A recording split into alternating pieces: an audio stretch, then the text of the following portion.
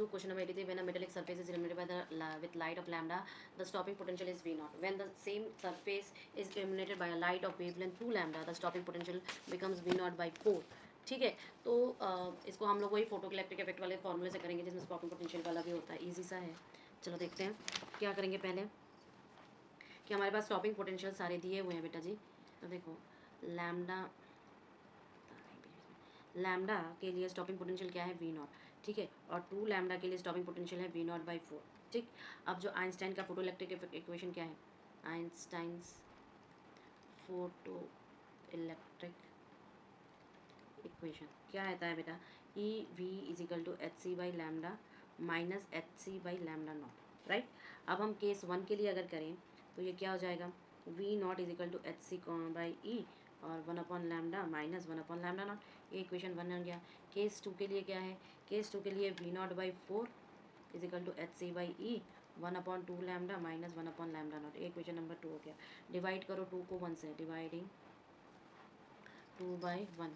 ठीक है, तो क्या मिल जाएगा हमें बताओ, इधर तो मिल जाएगा हमें 1 अपॉन 4 और इधर हो जाएगा आपका 1 upon 2 lambda minus 1 upon lambda not divided by 1 upon lambda minus 1 upon lambda naught. ये हमें दे रहा है 1 अपॉन 4, ये हो जाएगा equal to 1 minus 2 lambda by lambda naught upon 2 lambda upon 1 minus lambda by lambda naught upon lambda. तो मुझे ऐसा लग रहा है कि क्या होना चाहिए बताओ, लैम्डा लैम्डा कटा तो लगभग आपका जो लैम्डा नॉट आएगा वो आ जाएगा, तो रोज तो ऊपर जाएगा, मल्टीप्लाई करेंगे लैम्डा नॉट बाहर लेके करो इसको कैलकुलेट 4/3। ठीक है, आगे बढ़े। क्वेश्चन नंबर 84 देखो। क्वेश्चन नंबर 84 क्या है आपका, an AC source of EMF इतना कनेक्टेड हुआ choke coil of inductor 1 henry and resistance इतना the average power consume. Average power consume बस फार्मूला का कैलकुलेशन है इसमें। फार्मूला कैलकुलेशन क्या है कि क्वेश्चन नंबर 84, ठीक है, गिवन क्या है हमारे पास, E is equal to 200 sine 100t। ठीक है, ये दिवन है। L क्या है, L हमारा है 1 हेनरी और R हमारा है 100 ओम का। ठीक है, तो एवरेज पावर जो होती है इन RL सर्किट, ठीक है, RL सर्किट का एवरेज पावर P एवरेज होता है आपका VRMS IRMS इंटू कॉस 5। ठीक है, तो ओमेगा यहाँ पे अगर मैं 100 बोल रही हूँ तो इम्पिडेंस क्या हो जाएगा, ये Z इज इक्वल टू आपका R square plus omega L का होल स्क्वायर का अंडर रूट, तो ये हो जाएगा 100 का स्क्वायर प्लस 100 का स्क्वायर अंडर रूट यानी कि 100 अंडर रूट 2। ठीक है, तो आई नॉट क्या हो जाएगा, वी नॉट बाई जेड यानी कि 200 by 100 root 2 is equal to 2 root 2 is equal to root 2। इसी तरह IRMS क्या हो जाएगा, ये हो जाएगा आई नॉट अपॉन रूट 2 यानी कि 2 इज इक्वल टू 1 एम्पियर। और इसी तरह आपका VRMS क्या हो जाएगा, वी नॉट बाई रूट 2, तो ये हो जाएगा 200 बटे रूट 2। ठीक है, तो इसलिए मेरा जो पावर होगा वो क्या हो जाएगा, 200 बटे root 2 into 1 into R by Z यानी कि आप करोगे इसको 200 बटे रूट 2 इंटू 100 बटे 100 रूट 2 इज इक्वल टू 200 बटे 2 यानी कि 100। ठीक है, 100 वाट। ऑप्शन 3 है इसका आंसर, ऑप्शन 3। ठीक है, आगे बढ़े।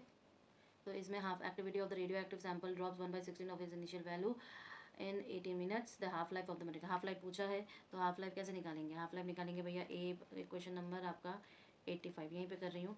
A/A0 जो होता है क्या होता है बताओ, ये आपका इधर से देखें तो 1/2 टू द पावर n यानी कि दिया हुआ है भैया 1/16, तो इससे हमें n is equal to 4 half lifes मिल रहा है, 4 half lives.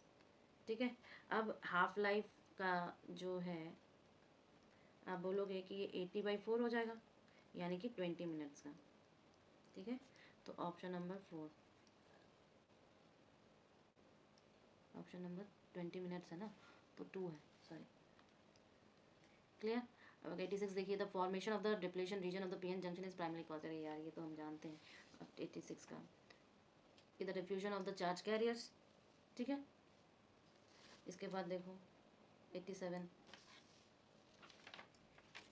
The de Broglie's wavelength of electron moving with the speed v is same as that of a photon in the free space. तो E और PE refers to the kinetic energy and linear moment of electron. EP and PP are the kinetic momentum of a photon. Which of the following relations are correct? Relation check करना है, चलो करते हैं check. देखो उन दोनों का same same है, ठीक है. तो जो आपका इलेक्ट्रॉन है उसका लैम्डा क्या हो जाता है, बोला है कि डी ब्रॉगलीज वेवलेंथ जो इस इलेक्ट्रॉन का है वही आपके फोटोन का है. तो लैम्डा डी ब्रॉगलीज जो है ऑफ इलेक्ट्रॉन इज सेम, ये आपका question number 87, is same as your photon. ठीक है. तो अगर मैं बोलूँ फोटोन के लिए, लैम्डा इज इक्वल टू आपका H upon P P is equal to your H C upon E P. ठीक है. तो ये हमें बोल रहा है कि P P is equal to E P upon C. ठीक. फॉर इलेक्ट्रॉन के लिए lambda is equal to H upon P. तो ये सेम एज फोटोन दिया हुआ है. तो यानी कि पी ई जो होगा वो पी पी के बराबर होगा. तो हम जानते हैं कि इलेक्ट्रॉन जो मूव कर रहा है वो वेलोसिटी v से. तो क्या मैं ये नहीं लिख सकती कि E E is equal to half M V square. तो पी ई जो होगा वो होगा एम वी, यानी कि ई अपॉन पी ई जो होगा वो M V square by M V हो जाएगा, यानी कि v/2 हो जाएगा. क्लियर है. For photon E P upon P P is equal to C. तो ये क्या कह रहा है कि P P by E P is equal to 1 upon C. यही तो कह रहा है. तो अब इससे हम रिलेशनशिप क्या कंबाइन करेंगे इन दोनों को, तब देखो मेरा रिलेशनशिप निकल जाएगा. कंबाइन करो. ठीक है. कंबाइन करने पर क्या हुआ कि E upon E P is equal to E upon P E into P P into आपका P P into E P. ठीक है. तो ये आपका आ जाएगा v/2 इंटू 1/c, यानी कि v अपॉन 2 से. ठीक है. तो आप बता सकते हो कि ई अपॉन ई पी जो है वो आपका v अपॉन 2c है, यानी कि ऑप्शन नंबर 3. ठीक है. Question number 88. In a common emitter transistor amplifier, if the base current changing by 10 microampere, it causes the collector current by 1 milliampere. The load resistance and the input resistance are 2 ohm and 1 kilo ohm. 2 kilo ohm and 1 kilo ohm respectively. Power gain निकालना है भाई. तो हम लोग के पास power gain का formula होता है. पावर यहीं पे कर दे रही हूँ. क्वेश्चन नंबर आपका 88 है. ठीक है. पावर गेन का फॉर्मूला क्या है? पावर गेन का फॉर्मूला होता है I C upon I B का square into R L by R input. ठीक है. अब देखो आर एल 2 किलो ओम 2000 हो जाएगा, आर इनपुट 1 किलो ओम 1000 हो जाएगा, और डेल्टा आई से आपका 1 मिली एम्पेयर. सबको को कन्वर्ट करके बस इस फॉर्मूले में बैठा दो. तो पी जी क्या हो जाएगा? ये हो जाएगा का 1 इंटू 10⁻³ डिवाइडेड बाई 10 इंटू 10⁻⁻6 का होल स्क्वायर. ठीक है. इंटू आपका 2000 अपॉन 1000. 0 0 कट गया, 2 से मल्टीप्लाई हो जाएगा, यानी कि यहाँ पर हो जाएगा 100 का स्क्वायर, और ये हो जाएगा 2, यानी कि 10⁻⁴ इंटू 2, यानी कि 2 इंटू 10⁻⁴. ठीक है. तो आपका ऑप्शन नंबर 3 आ जाएगा इसका. क्वेश्चन नंबर 89 देखिए. Electromagnetic wave in free space describe by this, the Poynting vector associated by it. तो इसके साथ जो पॉइंटिंग वेक्टर एसोसिएट होगा with the wave is along the direction X Y Z. Unit vectors हैं उसके. क्या होगा इस वेव से एसोसिएटेड इसका पॉइंटिंग वेक्टर. करते हैं सॉल्व. पॉइंटिंग वेक्टर वाला क्वेश्चन नंबर 89. देखिए हमारे पास इलेक्ट्रिक फील्ड गिवन है. तो इस क्या गिवन है बताओ? एक्स वाई जेड और टी. ठीक है. ये आप लिखो जेड एक्सिस के ई नॉट कॉस ऑफ के x/2 माइनस √3/2 के वाई माइनस ओमेगा टी. ठीक है. अब जब हम वेव वेक्टर देख रहे हैं के को, तो के क्या हो जाएगा? ये हो जाएगा आपका k/2 एक्स माइनस √3/2 के ऑफ वाई हो जाएगा. ठीक है. अपने यूनिट वेक्टर के डायरेक्शन. लेकिन हम जानते हैं कि भैया ई एम वेव में क्या होता है कि ई परपेंडिकुलर होता है बी के, परपेंडिकुलर होता है के, राइट, लाइक दिस वे. तो हम जानते हैं कि एस क्या होता है, जो पॉइंटिंग वेक्टर होता है वो होता है 1/μ0 ई क्रॉस बी. क्लियर. तो जो डायरेक्शन होगी के की प्रोपोर्शनल होगी एस के. के की जो डायरेक्शन होगी वो प्रोपोर्शनल होगी एस के. तो हम ये कहेंगे भैया दोनों सेम है. तो यानी कि हम ये कह सकते हैं कि एस जो होगा वो प्रोपोर्शनल होगा 1/2 एक्स माइनस √3/2 वाई के, यानी कि आपका आंसर देखना एक्स माइनस √3 वाई होगा, यानी कि ऑप्शन नंबर 4. क्लियर है ना. Question number 89. Now see question number 90. A cylinder of mass m and it's roll without slipping, okay, or on a plank, then the accelerated at the rate of a. Frame of reference fix to the plank, the fictitious force निकालना है acting on the cylinder, inertia इतना, about central इतना and observe इतना। ठीक है, तो आपको जब फिक्शिशियस फोर्स दिया है तो यहाँ पे दिया हुआ क्या क्या है कि सिलेंडर का मास m है, रेडियस r है और moment of inertia I not है। अच्छा, यहाँ पर एक चीज़ बता दी गई है कि रोलिंग विदाउट स्लिपिंग है, किसके ऊपर, ऑन अ प्लैंक। तो प्लैंक जो है एक्सेलरेटिंग कर रहा है, ठीक है, और वो कितने से एक्सेलरेशन, मान लो कि एक्सेलरेशन a से कर रहा है। तो क्योंकि हम लोग यहाँ पे नॉन इनर्शियल फ्रेम है, फिक्स प्लैंक है और हमें फिक्शिशियस फोर्स फाइंड करना है। ठीक है, पहली चीज़। दूसरी चीज़ मैं ये कहूँगी कि जब हमारे पास नॉन इनर्शियल फ्रेम अटैच होता है किसी बैंक से, तो जो एक fictitious force act on the cylinder होगा वो opposite to the acceleration A होगा। तो मैग्नीट्यूड ऑफ दिस फोर्स क्या हो जाएगा? तो आप बोलोगे कि ये क्वेश्चन नंबर 90 है, क्वेश्चन नंबर 90, जिसमें हम ये कहेंगे कि जब हमारे पास नॉन इनर्शियल फ्रेम है, नॉन इनर्शियल फ्रेम है, ठीक है, और इससे अटैच्ड एक प्लैंक है, प्लैंक में हमारे पास फिक्शिशियस फोर्स लग रहा है, ये जो फिक्शिशियस फोर्स लग रहा है ये आपका कहाँ पर होगा, सिलेंडर के ऑपोजिट एक्सेलरेशन पर होगा, सिलेंडर के ऑपोजिट एक्सेलरेशन पर होगा। ठीक है, अब जब ऐसी सिचुएशन आ गई तो मैं मैग्नीट्यूड ऑफ दिस फोर्स क्या कहूँगी, इसका मैग्नीट्यूड क्या हो जाएगा, m इफेक्टिव इंटू ए, m इफेक्टिव इंटू ए हो जाएगा। जब m इफेक्टिव इंटू ए हो जाएगा तो हम ये कह रहे हैं कि पहले से कि रोलिंग जो है, ठीक है, ऑब्जेक्ट रोलिंग विदाउट स्लिपिंग। ठीक है, तो जब ये रोलिंग होगा तो ये rolling translational plus rotation motion के साथ होगा, समझ में आ रहा है? तो हम कहेंगे कि ये जो रोलिंग हो रहा है ये रोलिंग होगा ट्रांसलेशनल प्लस रोटेशनल मोशन के साथ, रोटेशनल मोशन होगा। ठीक है, जब ऐसी सिचुएशन आ गई इसका मतलब क्या है कि हम effective mass due to rotation क्या कहेंगे, the effective mass due to rotation. ठीक है, ये क्या हो जाएगा, m इफेक्टिव, और ये m इफेक्टिव हो जाएगा m प्लस यहाँ पर I नॉट दिया हुआ है 2r² के। ठीक है, जहाँ पे हम ट्रांसलेशनल और रोटेशनल काइनेटिक एनर्जी को कंबाइन किए हैं, translational plus rotational kinetic energy को धरा है। ठीक है, तो इसका यूज़ कर लो, तो अब मेरा f इफेक्टिव क्या हो जाएगा, f फिक्शिशियस क्या हो जाएगा, m plus I naught upon 2r² into A. ठीक है, देख लो कौन सा ऑप्शन 4 मैच कर रहा है।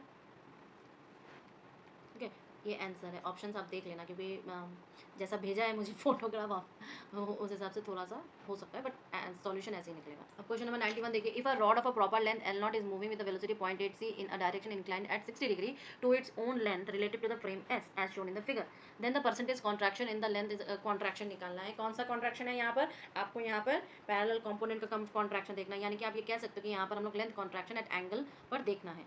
ठीक है, चलो इसको सॉल्व करते हैं। Question number 91। ठीक है, कैसे होगा देखो, अब इसमें पूरा लिख दे रही हूँ क्योंकि ऐसे क्वेश्चंस ना एक डेटा के फॉर्म में भी रखोगे तो बाद के किसी एग्जाम में भी हेल्प मिल जाती है। जैसे मान लो कि अगर रॉड है जिसकी प्रॉपर लेंथ जो है आपकी वो क्या है, L नॉट। ठीक, अब ये मूव कर रही है, ये मोशन कर रही है या मूव कर रही है, स्पीड क्या है इसकी, स्पीड है v is equal to 0.8 c। ठीक है, और किस एंगल से, एंगल है 60 डिग्री। ठीक है, टू इट्स ओन रिलेटिव, मतलब अपने ही 60 डिग्री टू इट्स ओन, लिख देते हो, own length relative to frame S, relative to frame S. ठीक है, तो यहाँ पर लेंथ कॉन्ट्रैक्शन जो होगा एट एन एंगल होगा, only the component of length is parallel to the motion, वही जो पैरेलल होगा मोशन के वही कॉन्ट्रैक्ट करेगा। तो यहाँ पर हम क्या लिखेंगे भैया कि यहाँ पर हम लिखेंगे पैरेलल कंपोनेंट जो होगा इसका, parallel component L not cos theta, और परपेंडिकुलर कंपोनेंट जो होगा वो L नॉट साइन थीटा हो जाएगा। ठीक है, तो कॉन्ट्रैक्टेड क्या करेगा, contracted parallel component, contracted parallel component. ठीक है, तो L आपका हो जाएगा L पैरेलल, और ये हो जाएगा L नॉट कॉस थीटा, और साथ में आप 1 माइनस v² अपॉन c² जो गामा वाला होता है वो ले लो। तो ये क्या हो जाएगा आपका L not cos theta 1 minus 0.64 का अंडर रूट, राइट। या हम ये भी कह सकते हैं कि भैया L not cos theta into 0.6। ठीक है, और परपेंडिकुलर कंपोनेंट आपका अनचेंज रहेगा। ठीक है, अब जो है हम न्यू टोटल ऑब्जर्व लेंथ जो लेंगे वो क्या होगा, वो L होगा, तो L कैसे सॉल्व करते हैं, चलो देखते हैं। L जो होगा आप लिखो कि new total observe length L, observe length L। क्या हो जाएगा, L is equal to L naught cos theta into 0.6 का whole square plus L naught sine theta का होल स्क्वायर, ठीक है, और फिर under.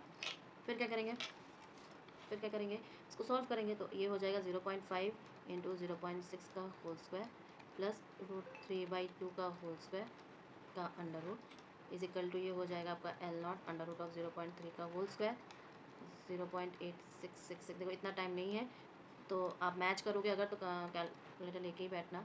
L naught under root of 0.09 plus 0.75 का under root is equal to L naught बाहर निकल जाएगा 0.84, ठीक है। तो लेंथ कॉन्ट्रैक्शन का परसेंटेज देखना है, तो परसेंटेज कॉन्ट्रैक्शन क्या हो जाएगा, 1 माइनस 0.9165 इंटू 100, ठीक है। तो ये हो जाएगा लगभग आपका 88.4%। ऑप्शन नंबर थ्री, ठीक है। क्वेश्चन नंबर 92 देखिए, mass of a empty rocket is 5000 kg and 40,000 kg fuel is filled in it. If the exhaust velocity of the fuel is 2 kilometre पर second, then what will be the maximum velocity attainable by the rocket assuming it starts from rest. अच्छा एक बात बताओ, आप अगर देखोगे तो 15 दिन भी नहीं हुए होंगे कि मैंने ये सारे क्वेश्चंस डिस्कस किए हैं, ठीक है। चाहे वो 11 के साथ किया हो, चाहे वो आप लोगों के साथ किया हो। मैंने आपको बोला भी था कि देखो ये बहुत सालों से नहीं आया है तो इस बार आ सकता है, इससे मैंने बहुत सारे क्वेश्चंस आप लोग को बोल के भी रखे हैं। तो अगर फिर भी आपने देख के नहीं गए होंगे तो ये आपकी गलती है, क्लियर। तो अगर मैं बोलूँ मास ऑफ एम्प्टी, इसको यहीं पे सॉल्व कर देती हूँ। क्वेश्चन नंबर 92, एम्प्टी का मास क्या है आपका 5 kg, 5000 kg, ठीक है। तो हम initial mass of the fuel जो लेंगे, M I is equal to initial mass of the fuel, क्या हो जाएगा ये 5000 प्लस आपका 40,000, ठीक है। तो ये क्या हो जाएगा 45,000 kg, ठीक है। एग्जॉस्ट जो वेलोसिटी है आपकी, एग्जॉस्ट वेलोसिटी ये क्या हो जाएगी, u is equal to 2.0 kilometre पर सेकेंड, तो यानी कि हो जाएगा 2000 मीटर पर सेकेंड, में हो गया। अब इसका जो वेलोसिटी का इक्वेशन होता है वो क्या होता है, इसके वेलोसिटी का इक्वेशन क्या होता है, v इज इक्वल टू आपका u लॉन एम आई अपॉन एम एफ। हमने डिराइव भी किया है, थ्रस्ट वर्स्ट सारी चीज़ें बोली थी, 15 दिन भी नहीं हुए हैं। तो 2000 लॉन आपका 45,000 अपॉन 5000, ठीक है। तो ये क्या हो जाएगा आपका 2000 इंटू लॉन 9। अब लॉन 9 निकाल लो, मैंने आपको पहले भी बोल रहा है कि रखा है कि सब जल्दी जल्दी करना है हम लोग को। तो ये क्या हो जाएगा, वी अप्रॉक्सीमेटली आपका 2000 इंटू 2.197, ठीक है। तो लगभग ये 4.39 किलोमीटर पर सेकेंड आएगा। ऑप्शन नंबर 3, ओके, ठीक है। Question number 9, a rigid body consist of the 3 points, masses 2 kg, 1 kg, 4 kg connected in a massless slot, ठीक है। ये ना पिछले साल भी मतलब जो आपका प्रीवियस पेपर हुआ था उसमें भी ये सेम टू सेम इस टाइप का ये क्वेश्चन आया था। और ये आपके सेंटर ऑफ मास कैसे पॉइंट्स निकालते हैं उसके आधार पर ये क्वेश्चन सॉल्व होते हैं, ठीक है। चलो क्वेश्चन नंबर 93, जैसे कि देखो आपका जो मोमेंट ऑफ इनर्शिया आपका आई एक्स एक्स है और ये कहाँ है, अबाउट एक्स एक्सेस। तो हमारे पास 3 पॉइंट मासेस दिए हुए हैं, यानी कि अगर मैं मास का डायग्राम यहाँ पे बनाऊँ जो कि केजी में है और उसके कोऑर्डिनेट्स ऐसे लिखूँ, कोऑर्डिनेट्स, ठीक है। तो मास क्या है 2 kg, 2 kg के कोऑर्डिनेट्स क्या है 1 -1 और 1, ठीक है। मास है आपका 1 kg, उसके कोऑर्डिनेट्स क्या है 2 0 2, ठीक है। और 4 आपका अगर मास है तो -1 1 और 0, क्लियर है। तो जब हमें moment of inertia about x axis निकालनी है तो हमें आई एक्स एक्स चाहिए, और ये हो जाएगा summation M I Y I square plus Z I square, ठीक है। अब कर लो भैया, मास अगर आपका 2 है, वाई अगर आपका -1 है और जेड अगर आपका 1 है, तो ये क्या हो जाएगा 2 -1 का होल स्क्वायर प्लस 1 का whole square is equal to 2 into 2 is equal to 4। जब आपका मास 1 है, वाई 0 है, जेड इज इक्वल टू 2 है, तो आपके पास क्या हो जाएगा, आपके पास हो जाएगा 1 इंटू 0 प्लस 4 यानी कि 4, ठीक है। जब आपके पास मास इज इक्वल टू 4 है, वाई इज इक्वल टू 1 है, जेड इज इक्वल टू 0 है, तो क्या हो जाएगा 4 1 स्क्वायर प्लस 0 यानी कि आप 4 लिखोगे। तो इसका मतलब आपका टोटल आई एक्स एक्स क्या हो जाएगा 4 प्लस 4 प्लस 4 यानी कि 12 kg, ठीक है। ऑप्शन नंबर 2 इसका है। क्वेश्चन नंबर 94 देखिए, what work has to be perform in order to increase the velocity of a particle of rest mass M naught from this to this, ठीक है। अब कितना वर्क, तो रिलेटिविस्टिक वर्क डन होगा increase करना speed को, ठीक है। तो हम इसको यहीं पे कर देते हैं क्वेश्चन नंबर 94। तो relativistic work done work done आपके इंक्रीज इन स्पीड के लिए पहला काइनेटिक एनर्जी क्या होता है, काइनेटिक एनर्जी होगा आपका gamma minus one M naught C square, ठीक है। और हम जानते हैं भाई गामा होता है 1/√1 minus V square upon C square, ठीक है, ये होता है। तो जब हमारे पास V1 जो है वो हमारा 0.6 सी है, ठीक है, तो गामा वन क्या हो जाएगा 1/1 माइनस 0.36 का अंडर रूट, तो ये हो जाएगा आपका 1/0.64 का अंडर रूट, यानी कि आप बोलोगे 1/0.8, यानी कि आप बोलोगे 1.25, ठीक है। दूसरा जब V2 हमारा क्या है 0.8 सी, ठीक है, इसके लिए गामा टू आएगा, गामा टू क्या हो जाएगा 1/1 माइनस 0.64 का अंडर रूट इजिकल टू 1/0.36 का अंडर रूट, यानी कि ये हो जाएगा 1/0.6, यानी कि ये हो जाएगा 1.67 अप्रॉक्सीमेट। क्लियर है। तो वर्क डन क्या हो जाएगा इसका मतलब, वर्क डन हो जाएगा आपका W is equal to gamma two minus gamma one, ठीक है, एम नॉट सी स्क्वायर, यानी कि 1.667 माइनस 1.25 इंटू आपका एम नॉट सी स्क्वायर, यानी कि 0.417 एम नॉट सी स्क्वायर। तो आपका ऑप्शन नंबर 3 है। 42 मतलब 17 तो इसको लिख ही सकते हैं, 94 का 3 होगा। अब देखिए क्वेश्चन नंबर 95 क्या दिया है, copper block of mice 1.5 kg is suspended from a spring of stiffness 450 Newton per meter and oscillation vertically inside the viscous fluid. If the damping constant is 45 kg per second, then the quality factor Q of the damp oscillator. अब डैम्प oscillator का quality factor निकालना है। अब देखो यहाँ पर आपका दिया क्या है, यहाँ पर आपका जो डैम्पिंग कांस्टेंट है, ठीक है, वो क्या दिया है B इजिकल टू 15 kg पर सेकेंड डैम्पिंग कांस्टेंट, ठीक है। के जो स्प्रिंग कांस्टेंट है वो आपका 450 न्यूटन पर मीटर दिया है, मास दिया हुआ है आपका 1.5 kg, ठीक है। तो हम जानते हैं Q is equal to M omega naught upon B, जहाँ पर ओमेगा नॉट हम जानते हैं under root of K by M, ठीक है। तो ये निकाल लेते हैं पहले 450 अपॉन 1.5 अंडर रूट निकालो फटाफट, देखो ज़रा सा 300 का अंडर रूट यानी कि लगभग आपका 17.32 आएगा, ठीक है। अब जब इसका आया तो इसमें पुट करो ना क्वालिटी फैक्टर में, तो Q इजिकल टू क्या हो जाएगा 1.52 इंटू 17.32, ठीक है, 32 डिवाइडेड बाई 15, तो ये हो जाएगा 25.98 डिवाइडेड बाई 15 अप्रॉक्सीमेटली 1.7 भाई, 150 क्वेश्चन है, ठीक है। इतना मेरे को बोलते हैं कि जल्दी जल्दी मैम भेजो जल्दी भेजो, अरे कैसे जल्दी भेजो, बहुत सारे क्लास है बेटा जी, ये सारे सॉल्व करने पड़ते हैं बैठ के, क्योंकि मैं यहाँ पे टाइम वेस्ट नहीं करना चाहती फटाफट सोचने के लिए, राइट। चलो question number 96, due to external vertical force Fy F naught cos of omega t of the body suspended by a spring performs force steady state oscillation according to the law y is equal to a cos omega t minus phi. The work performed by the Fy during the one time period, अच्छा इसके one time period, तो हम यहाँ पर क्या लिखेंगे, work done by the external force in one time period, work done by the external force in one time period. तो देखो हम जानते हैं कि भैया गिवन है हमारे पास F ऑफ y, जहाँ पर डिस्प्लेसमेंट y का रूल दिया हुआ है, तो वर्क डन, अगर मैं बोलूँ वर्क डन, ये आपका क्वेश्चन नंबर 96 का है, work done in one full cycle,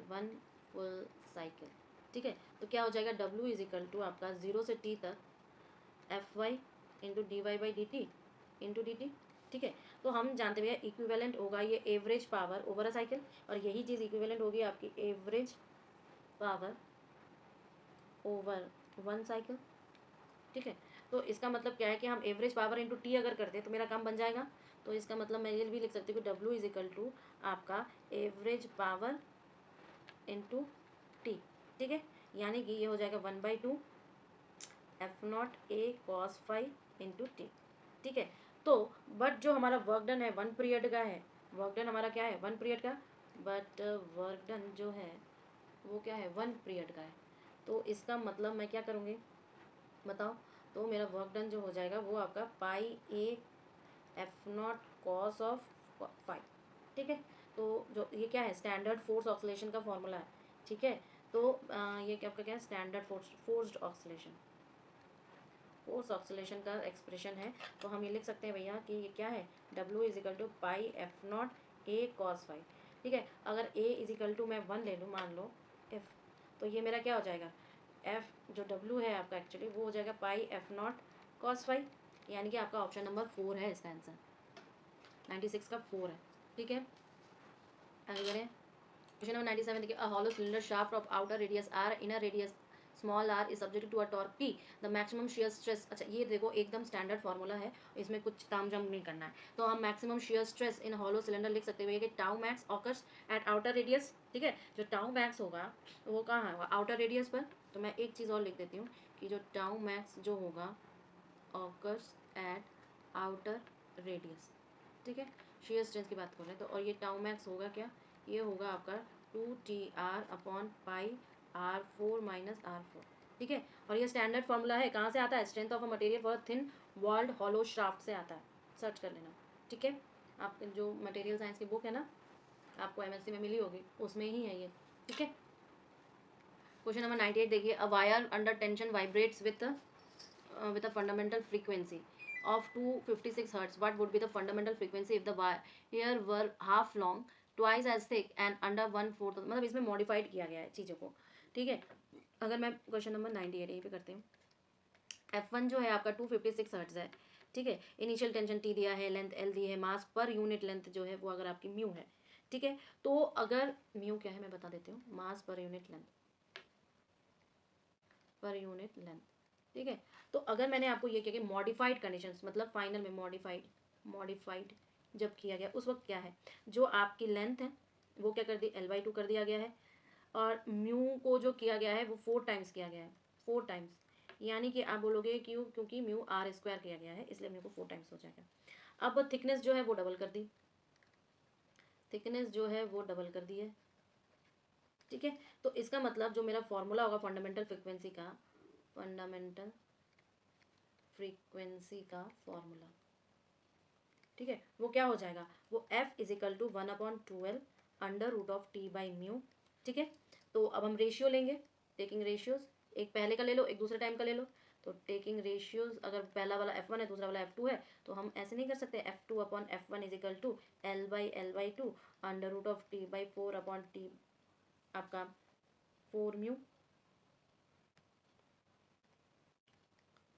ठीक है, क्लियर है ना। तो क्या मैं ऐसे नहीं लिख सकती, इसको डिवाइड करूंगी T/μ से, ठीक है। तो ये क्या आ जाएगा मेरा, ये आ जाएगा मेरा 2/1/16, यानी कि 2 × 1/4 इंटू आपका 1/2 आ जाएगा आंसर, ठीक है।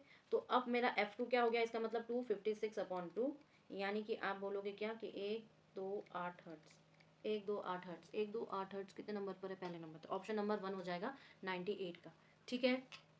क्वेश्चन नंबर 99 देखिए, to the phase velocity VP of a transverse wave is one dimension crystal of atomic separation D is related to the wave vector K as VP = c sin kd/2 where C is a constant. The group velocity और आपके phase velocity में relationship है, class में बहुत बार discuss हो चुका है। चलो इसको लिखते हैं, क्वेश्चन नंबर 99 सॉल्व करते हैं। क्या है कि जो वीपी है हमारे पास वो है c sin kd/2 /kd/2, ठीक है। अब ग्रुप वेलोसिटी और इसमें रिलेशनशिप क्या होता है भैया, Vg जो होगा वो d/dk ऑफ आपका ओमेगा होता है, यानी कि आप बोल सकते हो भाई d/dk ऑफ आपका kVp होगा, ठीक है। अच्छा, और हम जानते हैं कि जो Vg हमारा ऐसा है, तो इसका मतलब क्या लिख सकते हैं, Vg = d/dk ऑफ जो दिया हुआ है k c साइन दिया हुआ है साइन kd/2 /kd/2, ठीक है। यानी कि मैं d/dk ऑफ किसका करूँगी, c into sine of kd/2 /d/2, right. तो करो ना, साइन का कॉस आ जाएगा ना, तो c तो डायरेक्ट है कॉस आपका kd/2, ठीक है। तो इसका कौन सा होगा, ऑप्शन नंबर 3 होगा। क्वेश्चन नंबर 99, क्वेश्चन नंबर 100 देखिए, a wave travel along a stretched string with a linear mass density 0.01 kg/meter. The wave has angular frequency of 100 rads per second and amplitude of 0.02 meter and propagates the speed of 10 meter per second. The average power transmitted by the wave along a string is। अब देखो ये आपके average power की बात कर रहा है, ठीक है। और एवरेज पावर किसका, आपके स्ट्रिंग का इन अ वेव, ठीक है। तो इसको यहीं पे सॉल्व कर देती हूँ। क्वेश्चन नंबर 100 को क्या है, P = 1/2 म्यू ओमेगा स्क्वायर ए स्क्वायर, कुछ चीज़ें बोल भी रही हूँ बेटा जी, तो उसमें देख लो, मैं लिख नहीं रही हूँ, ठीक है। ये सारी चीज़ अब दिया तो है ना हमारे पास कि म्यू = 0.01 kg है दिया हुआ, ओमेगा = आपका 100 रैड पर सेकेंड है, ठीक है। और ए आपका है 0.02 मीटर का, और वी जो है आपका 10 मीटर पर सेकेंड है, ठीक है। तो ये सारी चीज़ों को इस फॉर्मूले पे यूज़ करूँ तो ये क्या हो जाएगा, P = 1/2 इंटू 0.01 इंटू 100 का होल स्क्वायर इंटू आपका 0.02 का होल स्क्वायर इंटू 10, ठीक। तो ये आ जाएगा आपका आंसर, मल्टीप्लाई करके देखना 0.2 वाट आ रहा है कि नहीं, ठीक है। थर्ड वाला ऑप्शन होगा इसका। 101, the total electrostatic energy of a uniformly charged cell of radius r and charge q is proportional to। अब ये तो डायरेक्ट फार्मूला पर ही है। क्वेश्चन नंबर 101 देखो, हम जानते हैं कि u जो होता है वो क्या होता है, 1/2 रो वी डी वी, ठीक है। यूनिफॉर्मली चार्ज स्फेरिकल शेल के लिए, ये किसके लिए है, uniformly charged spherical shell, spherical shell के लिए, ठीक है। तो इसका मतलब क्या हुआ कि ये हमारा इक्वल टू आ सकता है 1/8 pi epsilon naught Q square by R, ठीक है। तो इससे हम क्या पर निकाल सकते हैं निष्कर्ष की, सो आपका जो यू होगा वो प्रोपोर्शनल होगा क्यू स्क्वायर बाई आर के। ऑप्शन नंबर 2 देखो, क्यू स्क्वायर बाई आर ही है इसका। Question number 102. A long solid dielectric cylinder of radius A is permanently polarized so that the polarization is everywhere radially outside with the distance r from the outward with the magnitude proportional to the distance r from the axis of cylinder. Let it is the bound charge density, bound charge का काम है यहाँ पे, तो चलो इसको यहीं पे कर देती हूँ मैं। हम जानते भैया दिया हुआ क्या है हमारे पास, P is equal to this है, ठीक है। तो ये क्या है, बाउंड चार्ज की डेंसिटी डायलेक्ट्रिक सिलेंडर में। हम लोग एक रिलेशन यूज़ करेंगे यहाँ पर कि रो बी जो होता है वो आपका माइनस डेल और पी होता है, राइट। तो सिलेंड्रिकल कोऑर्डिनेट्स में रेडियल पोलराइजेशन क्या होगा, सिलेंड्रिकल, ये आपका क्वेश्चन नंबर 102 कर रही हूँ यहीं पर, ठीक है। सिलेंड्रिकल कोऑर्डिनेट्स में रेडियल पोलराइजेशन, रेडियल पोलराइजेशन, ठीक है। ये क्या होगा, P जो होगा आपका पी आर आर आर, ठीक है। अब तो रो भी क्या हो जाएगा, इसका मतलब रो भी हो जाएगा -1/r d/dr r P R, ठीक है। यानी कि आप क्या लिखोगे, -1/r d/dr, ठीक है, r into 1/2 into P naught R, ठीक है, पी नॉट आर। अब ये पी नॉट आर हो गया, इसका मतलब मैं इसको और अगर करूँ तो -1/r d/dr और 1/2 पी नॉट आर स्क्वायर हो जाएगा। यानी कि मैं -1/r पी नॉट आर लिखूँगी, ठीक है। यानी कि मैं ये लिखूँगी कि माइनस पी नॉट होगा इसका आंसर 1, ठीक है। आगे बढ़ो। Question number 103. A room is 10 meter wide by 20 meter long and इतना high. The ceiling is acoustic of the walls as plastered. The floor is concreted and there is 36 people. Okay, okay. ये वाला बता दो कौन सा वाला, हम लोग यहाँ पर सेबिंग्स फार्मूला यूज़ करेंगे, ठीक है। द रिवर्बेशन टाइम, रिवर्बेशन टाइम हम लोग पढ़े हैं इसको। अच्छा, शायद मैं साउंड का जब पढ़ा रही थी तो मैंने शायद आपको नहीं, आपको तो पूरा का पूरा 7 फार्मूला हेडिंग ही डाला था। रिसेंटली पता है मैं ये डिस्कस भी की हूँ, क्लास 9 का जो ओलंपियाड के बच्चे हैं उनको मैंने बताया है कि ये एब्जॉर्प्शन वगैरह एक फार्मूला, बट वो फार्मूला उनके काम का तो नहीं है, इतना नहीं आता क्लास 8 के बच्चे के, 9 के बच्चे के ओलंपियाड में, but okay you have discuss. So चलो क्वेश्चन नंबर 103, ठीक है। 103 में हम लोग क्या कर रहे हैं, रिवर्बरेशन ऑफ टाइम, यानी कि सेबिंस फार्मूला इस्तेमाल करेंगे, ठीक है। अब देखो यहाँ पर क्या दिया है, वॉल्यूम क्या हो जाएगा 10 इंटू 20 इंटू 3, यानी कि हमारे पास 600 मीटर क्यूब, ठीक है। और ये फॉर्मूला क्या होता है, T is equal to 0.161V/A, clear. A क्या है, ए हमारे पास टोटल एब्जॉर्प्शन होता है, टोटल एब्जॉर्प्शन, ठीक है। और ये टोटल एब्जॉर्प्शन का फॉर्मूला क्या होता है, ए इज इक्वल टू आप बोलोगे समीशन AISI प्लस जो पीपल एब्जॉर्प्शन होगा, पीपल एब्जॉर्प्शन, ठीक है। अब सरफेस एरियाज देख लेते हैं। सरफेस एरियाज क्या क्या है, देखो पहला आप बोलोगे कि भाई सीलिंग या फ्लोर का अगर हम बोलें तो ये हो जाएगा 10 into 20 is equal to 200 metre square. Walls का अगर देखेंगे तो क्या हो जाएगा तुम्हारे पास 2 into 10 plus 20 into 3 is equal to 180 metre पर स्क्वायर। एब्जॉर्प्शन क्या हो गया इसका मतलब, एब्जॉर्प्शन, एब्जॉर्प्शन आपके सीलिंग के द्वारा, सीलिंग के द्वारा क्या हो जाएगा 200 इंटू 0.6 इज इक्वल टू आपका 120। फ्लोर, फ्लोर जो कि कंक्रीट का है उसमें क्या हो जाएगा 200 इंटू आपका 0.02 इज इक्वल टू ये हो जाएगा 4। और वॉल्स, वॉल्स, ठीक है। तो वॉल्स जो आपके प्लास्टर हैं उसकी वजह से क्या हो जाएगा 180 इंटू 0.03, ठीक है, ये हो जाएगा 5.4, ठीक। तो इसका मतलब आप क्या बोलोगे, और साथ ही साथ पीपल भी तो है, पीपल भी तो है, उसका क्या हो जाएगा 36 इंटू 0.5 ये आपका हो जाएगा 18, क्लियर।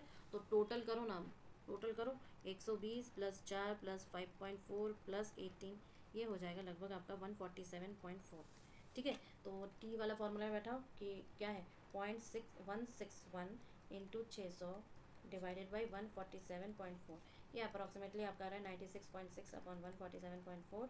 करो भैया, बेटा जी करिए थोड़ा सा, ये आपका उसमें से आया, कैलकुलेटर लेके फटाफट करना, ठीक है। चलो